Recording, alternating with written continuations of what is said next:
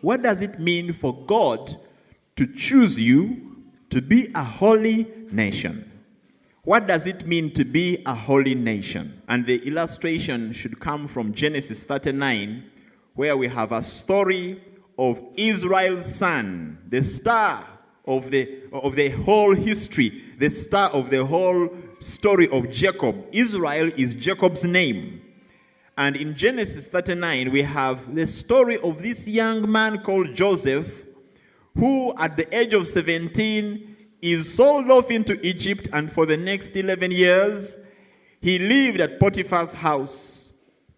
We do not know what Joseph's responsibilities were when he began at this house, but they may have been quite physical, because he eventually became well-built, probably with a six-pack. Now this, coupled with his good looks, made him pray to his master's wife. And such a young man, you can imagine, in the prime of his life, hot-blooded and excited with all the desires of that season. Some of you understand what I'm talking about. But somehow, he avoids temptation. And the question would be, how did he achieve that? How did he do that? 3 important things we can learn from Joseph. Number 1 is that he had a relationship with God. And when you read verse 9, Genesis 39, verse 9, Joseph recognizes that if he gratifies his own bodily desires, he will at the same time be sinning against God.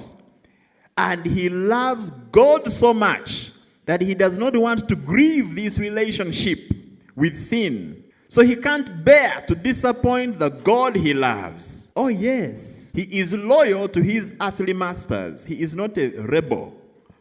He is loyal to his earthly masters, but he, given the choice, will choose to be even more loyal to his heavenly master, the God in whom he lives and moves and has his being.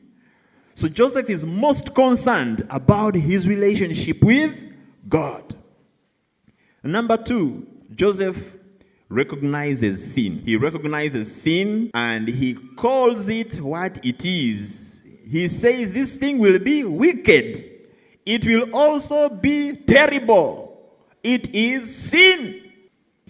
Now, calling sin is good. Not sugarcoating things like sometimes we have learned to do. If it is theft, call it theft, not some kind of non-accounting or misappropriation. Then we could get confused. Has the money been stolen or not? If it has been stolen, then that's it. This adulterous man, he will say, no, it wasn't adultery. It was just one night stand. Come on. So these are language issues which Joseph did not have. Joseph recognized sin as sin, and he said no. Number 3, he ran away and fled. And many times when that sin is lurking, you need to run and flee. The point today is that you must defeat temptation. You are not just, I am a winner in the Lord.